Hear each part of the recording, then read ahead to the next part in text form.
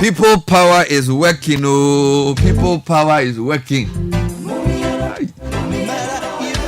And it's funny, I haven't seen an issue. Maybe if I want to measure anger, I think this is probably the one with the, if anger were measured in decibels, this is probably the loudest, because things have annoyed people, right? So, for example, the Napo thing, people got angry, but it was because it's partisan politics. Some people's anger was muted; they were just disappointed. But on the issue of this LI to allow MPs, ministers, deputies, and Supreme Court judges to drive without speed limits, I think I've not seen an outpouring of anger like this in a long time. Which is why I asked people to tell me why they were angry. And a lot of people connected. And for me, what makes me happy is people connect the dots. So they're saying it's not just the fact that you want to be treated special. It's the fact that you don't even see that the traffic you want to avoid is something we go through every day. You get it? So if there's one issue that unites Ghanaians and that expresses the way we feel about our leaders collectively, I think the traffic thing was it. So we are all in traffic. Some of us are waiting for Trotsky. Some of us are in Trotsky. Some of us are in Bolt, Uber, taxi, or private cars. We are all in the lane. Then you say we should let you pass because your work is more important and you're better. Now, that's not bad enough. What makes it worse is that the traffic that is there is because of your ineptitude. Either there's potholes in the road or you've not come up with a proper transportation system. And you now want to circumvent that and give to yourself the power to drive. you get it? So it's like you have your dereliction in not solving the road issue. Your dereliction or ineptitude in not dealing with the urban mess of not a proper functioning transport system. You can't even have a simple bus system. Tanzania has a BRT that works. They have tram lines. You have not able to implement a simple urban transport solution. Then to add insult to injury, you go and meet and say you want to pass a law to give you the right to put a siren on your expensive car that you bought at the expense of the taxpayer, and then you want to now drive without a speed limit. You see, so this one unites everybody from the fisherman, the farmer, the unemployed, to even the high and mighty who are not in political office. And I think politicians should use this as a serious warning. The anger I saw yesterday, even at a program I attended, people accused me and say, but you didn't play my voice, you didn't talk to, you didn't let me call. What kind of nonsense is that? What is that? Hey, bro, I'm just on air. I said, no. Politicians and our duty bearers should be very careful. They should be very careful because you see, these things, they are tempting people. You are already doing things we don't like. You are not giving us simple, we don't even have simple, proper. Look, today when I was coming to work, I got to Circle. 2 of the Alolo buses, one was in the 3rd lane, one was in the 2nd lane. We can't even dedicate a lane to buses. So people who want to even take a bus from Amasaman to Accra have to sit in a trotro, which a lot of which are not even fit for purpose. You don't go to any serious country and sit in such things that we call trotro here. But we've tolerated that. Then you go to places, there's all kinds of potholes. So you are driving and you get to a point, there's a long hold up. Not because of anything, it's because there's a pothole. Yeah. You are driving from Dowenya to Accra. You get to Barrier. There's a big gully there. Okay, then you can't move. You get to Dansoman Junction. For a long time, there was traffic there. Now there's one at Achimota. So when you pass under the overhead and you are going towards La Paz, you take a left, or you are coming from, N1 into Tesano. Just unnecessary things. You go through all of this. We've complained, we've not listened. Now you want to go and sit in Parliament and say that we should allow you to put a siren on your car. So you do, and they even do it now. When we started war against indiscipline, they were cutting, and sometimes they would drive against traffic. They would drive against traffic, shine their highlights on you because you are a lower citizen. And we should sit down and pay you to do such nonsense. And when the alarm blows, you say it was NDC, MPPC, NDC, NDCC, MPP. Shame on you. Shame for your insensitivity. You are out of touch with the ordinary Ghanaian. You have no idea what people go through. The car you are driving is more expensive than a chips compound. If we melted all the V8s that you were driving, we can build a chips compound in each district. Isn't it? How much do you sell a V8? Isn't it $80,000? More than that. How much did it cost us to build that in Amepe? It wasn't that much. You get it? So if you look at All those V8s moving, how often do you even use it? When we say, oh, let's have a pool set of 4-wheel drives so you can all drive normal cars. Most of you live in Accra Monday to Friday. You go for funerals over the weekend. You can use pool cars to do it. No, everybody has got their V8. It's a status symbol. So now if you arrive somewhere and you don't have a 4-wheel drive, you are not a big man. A society that still has people who go to school under trees, that has people who don't have access to healthcare. Fred did the story. People are still crossing rivers to go to school. You do all of this. You do all of this. We haven't complained. Then you now say you should allow you to pass a law to equate you with the president, the vice president, and the speaker of parliament and CJ. How? We've put a law in Ghana. Okay, fine. President is president. We don't have a problem. Vice president, no issue. Speaker, no problem. CJ, cool. Police, okay. Ambulance, they want to save us. I have no problem with an ambulance because, you know what happens when people are dying. Yeah. In Ghana, somebody is dying. We put him in a taxi. Yeah. Mm-hmm. A taxi. And rush the person to a hospital. Taxi. You get it? Then, and sometimes the ambulance don't even have petrol. And sometimes you need to call people before you can even get access to one. I have a friend. He told me he wasn't going to come back. I said, why? I said, Charlie, he said someday they were in the house at 2 a.m. and his son couldn't breathe. He didn't know what to do. He called, I don't know, he said, I think the guy was like 4 years old. He called 911. He said, Aloski, the people came to my house, came to take the boy to the hospital that night. And the boy is still alive today. He said, Charlie, maybe the work I'm doing there may not be good though. But when I think about these things, when I think about these things, say, Charlie, Ghana, you even call, they won't even mind, the nurse will even be rude to you. And all of this is because the system we've built only favors the rich. Then you, an MP, who's supposed to be a rep of the people, or you, a minister. The word minister is an ancient English word. It means servant. That's what the minister is. If you read the Bible, the context of minister is not master. To minister is to serve. That's what ministry means. Ministry is service. In Ghana, ministry means big man. How can you develop with such a mindset? You get it? Then now, we should allow you. I went to Akosombo in May. Sky, I spent maybe an hour and a half from Atimpoku to the new dual carriage they did after Afienya or before Afienya. Between Afienya and Tema, I spent more time than I spent between that whole so for like a 6-kilometer journey, I spent more time than I spent on a 60-kilometer journey because the road is that some way. Then the Community 22 traffic potholes in Kwa. How much does it take to even say, oh, let's go and grade it and level it? It's because they don't feel, it's not difficult. They don't feel what you feel. So now, because of that insensitivity, now they want to add insult to injury. If everybody, as you said, like they do in the UK, everybody sits in a public transport and will go through the same traffic, when they go in Parliament, they will think deeply. I'm telling you. Why do you think when we come here, we think? It's because of what we go through. You cannot think about what you don't experience. Right. If you go to a lot of countries, the public servants use the public transport system. In Ghana, we've created a different transport system for our public servants, our political class. Having a guzzling V8 is a status symbol. So even a normal director at a ministry, director for PPSD, PPMJ, all the car parks, every car is fuel diesel V8. In a country which is broke, that took a debt exchange to take 8 billion of our cedis to solve a problem a government created, that is begging for debt exchange. Everybody is still driving a V8 in that area. Won't you auction it and use the money to do something better? If you want to pay for debt, is it my money that I've kept at the bank that I have saved for 6 years that you go and give a haircut to? We've kept quiet on all this. Now you want to sign a law. The proponent of the law and all the people behind it, they must be sacked. I'm telling you. Sky, we have to, Ghanaians have risen up, and it's small. First it was SNIT. Say, oh, they will sell everybody. You see, people think that when they assume political office, all of a sudden they have more wisdom than those who are not in political office. Winning an election doesn't automatically give you more sense. Oh. Do you understand? Like, it doesn't happen like that. Like, you've won an election, no, it means that when you say something, it makes sense. Or you are in power, so it means you are sensible. When you are in power, it should make you humble to listen to people. Do you get it? Being in power doesn't equate to being sensible.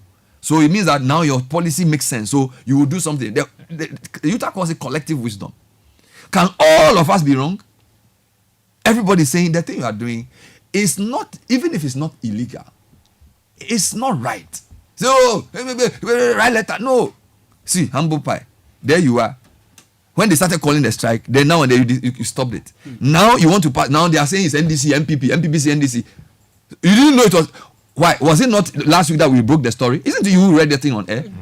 If you read it, it was on social media and you came on and said, no, there's something that's happening in Ghana. Then the speaker said they didn't know about it. So if you knew about it, would you have stopped it? If you knew about it, people were not angry. You see? So it means now the leaders know that the things they are doing, they are wrong, but they gauge the public mood. Yeah. So we won't relax. We won't relax because if you melt sky, we built hospitals, so I know the cost. You went to communities, Seva. Cool. People were helpless after just water level rising. It takes a very little dislocation for poor people to have nothing. Yeah. Somebody's farm gets flooded, no food for 1 month. Somebody's house gets flooded. That means that he has to go and sleep at a different house for weeks. We don't know what the people go through. We go to their funerals, we campaign to get their votes. After that, we treat them with disdain. You go and sit in parliament and you go and contemplate such an obnoxious law to allow you, because you are being embarrassed, because you are being arrested for why? Do you know the time we wake up to come to work? Do you know the time people who do you know how early some nurses get up to go to work? Do you know how early some teachers get to work to be able to mark for your kids to get an education? Then you want to go early. And when we've caught you, you are shifting blame. You say, we are sorry. We've lost touch with the people. Forgive us. When Richie Sunak lost the election, what did he say? Have you ever heard a Ghanaian politician lose an election and apologize before? So it was the propaganda of the opposition that made them win. They stole the election. That's all we do. So we have to hold our leaders account. When we reject your policies because you have failed, don't make it look like somebody lied or something. You get it? Then you can announce it. Rishi Sunak is apologizing. The people have spoken. The people are speaking and they will speak. So you keep fooling them. People will speak. Yes. Yes. Keep doing it. Do you know how much it costs to maintain you in office? That thing you are doing, that law you are allowing to pass, 24 of you went to parliament. We have a serious lithium law to pass. 275 of you, only 24 of you went there. Do you know how much it costs to run to build that office that you are sitting in? Do you know how many teachers that money can pay? Then 24 of you show up. If your children's school, 24 out of 275 teachers went to school, will you be happy? They said they were within the precincts. Even if 47 of you, 47 out of 240, that's still how many percent? They were within the precincts. If the attendance in hospitals was 10%, can we have a country? And you members of parliament, the day they wanted to sign the bill, 24 of you were sitting in that chamber. And you are not shy, and you are not getting up to say we should give you a law to allow you to drive without traffic. We have to be serious with the country. The country is a serious place. This is the only country we have. Let's not treat the country as if you do all these things, then you think you can use propaganda to confuse anybody. How do you contemplate such a bad law? And I'm not personalizing the issue. I am saying that politicians must understand the public anger. Yes, sir. And don't wonder why we are angry. If you lose touch with people, this is what will happen. You are out of touch with the reality. You are out of touch with the reality on the ground. Get down from your high horses and listen to the people. Listen to the people. Stop making everything about politics and elections. You cannot. To contemplate such a law tells me your disdain for your citizens. I'm telling you. Even Kenya, only the president and vice president has that privilege. Then you want to calculate 275 MPs, another 78 or 90 ministers. Well, the majority of them are members of parliament. So let's even say 60. That's another 320. Then add CJ, Supreme Court judge, about 15. So there'll be 400 or even 300 sirens every morning in this small space called Accra. Because it's the same area. What's the point? Traffic lights are not working. Potholes are there. There's no street light.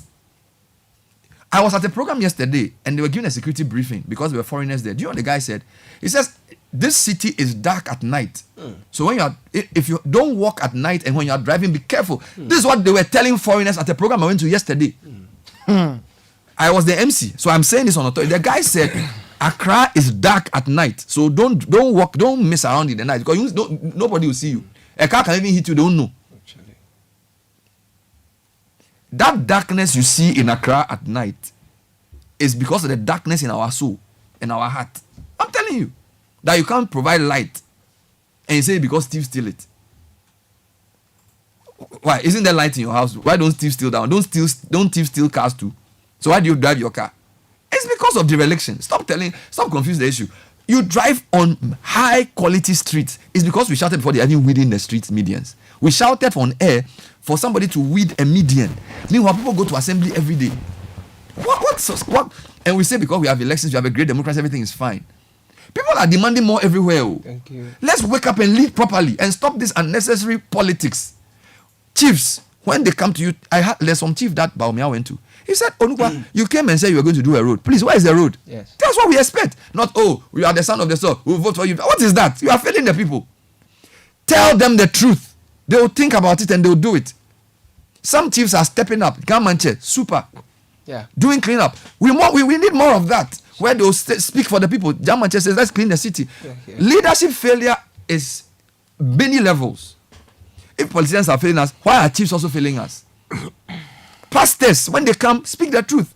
Let the Spirit lead you to say corruption must end. If you give him front seat, let him sit there. But let him feel fire. Don't let him sit there and change the sermon to make him happy and tell him that you vote for him because he's from your hometown. God will punish you for that. Mm-hmm. Speak the truth to him. Tell him that your leadership is not good. And if you don't change, God will judge you. That's what you should do. Then you come and say, hey, this church, they are fire. But you tell them that, Charlie, let me see you in the corner. My daughter has to go to police. Can you sort her out? What kind of leadership is that? That's the leadership failure. That perpetuates. So when you, the pastor, or you, the chief, you refuse to tell him that thing, then he now feels that what he does is right because people like it. And then you confuse your audience because on one day you preach virtue, you practice vice. So you are perpetuating. So you see our society gets destroyed. So in all of this, how do you have a whole city with no street light? And yet MPs and ministers want to drive. They want to drive with sirens. It's because we've allowed it. People. You get it? So we need more leaders to step up. You see what Gamanche is doing? Now he's in the street doing cleanup. That's what you do. So now he's using his convening power and his influence to bring development. We need more. So the politicians will visit the chiefs. Please, when they come, or tell me, when you see, meet and decide what to say. Don't just come and say, we like you. You are destined to lead. No, we don't need to say that. Let them know what the people feel. Do you know? So that they will go and think about their policies. Let's not endorse this type of thing. It took anger to stop this. It took public angst to stop this. Imagine if we all came and said, it's nothing. They are leaders. They have to drive. They have to go to work. They would have passed it. And that would have been our failure as the public conscience, because we sit here not to do what we want. We sit here to reflect the mood of the people. And the leaders must know that people are angry. When they meet you, what do they say to you? Sometimes they even accost you as if you are part of the problem. That you are allowing them to get off too easy. When they come, pin them down. Why are they saying we should pin them down? Because their rhetoric doesn't match with their actions. So they feel frustrated. They come and speak good English and they go and do the wrong. They go and sit in corner, good committee meeting, then they cook something. Then next thing you know, they've passed it. Yeah. Then when they ask the speaker, he said, I didn't know. When they ask the leader, he said, I didn't know. So you all didn't know. You all didn't know. And yet it took Sky. How did you get this story? A friend of mine from Cats, and I'll review this today. He sent me the extract and I sent it to Richard Sky and I said, I don't understand these laws. He read it and said, this is bad. Then he came on there to speak. So it was Apia who sent the thing to me and I sent it to him. And he said, this thing they want to do, 94, something, 90, 166, something is wrong. He used pen to mark. Then he went on air to speak about it. Then everybody started getting angry. Imagine, they would have smuggled this thing quietly and we'll be sitting here. Let this be a warning to our politicians. Let this be a warning to our MPs that you cannot take the people for granted for too long. We know our right. We are not fools. So do the right thing. When you attend parliament, where are you going? You move heaven and earth to become MP. Then you don't want to attend a parliament. Do you know the things they do to get into parliament? Want to do business. Campaign and things now, 24 of you. It's a disgrace. 24 of you. The speaker should summon the leadership. How did even it's 47? Where are the rest of the people? Isn't that where they work? Isn't parliament their work? How do you get a parliament where less than 50 MPs are in the chamber? What are they doing? And there's no anger that less than 50 MPs are in parliament. Okay, so why don't you reduce the number of parliament to 50? Politicians, they are going to increase the number of seats because somebody will go and create new districts. They will get to 300 MPs or whatever. And you go and sit there and decide when you pick and choose when to go to parliament. When there's budget, you go and stand there, hold slogans, and you shout. When you have to do things that will help us, you don't want to go. Then you say we are attacking parliament. Why shouldn't we attack you? You need to step up. You need to step up your game. Seriously. We are not happy at all. I'm channeling the collective frustration of the people. This is not just about me. You should go out and let people talk to you about how they feel about this country. And instead of standing there to check the executive, you have what Bonnie want to say plaster. You have become one with the executive. What kind of life is that? As my mother said, today should be the last day you try such a thing. Now, we need to set people to be looking at the parliamentary laws. Seriously speaking, Sky, you need to train journalists who can catch these things before they get the you destroy it at incubation stage. Set some of your journalists to be looking into the thing well, because they will smuggle the thing inside. LI for speed. The cheek of it.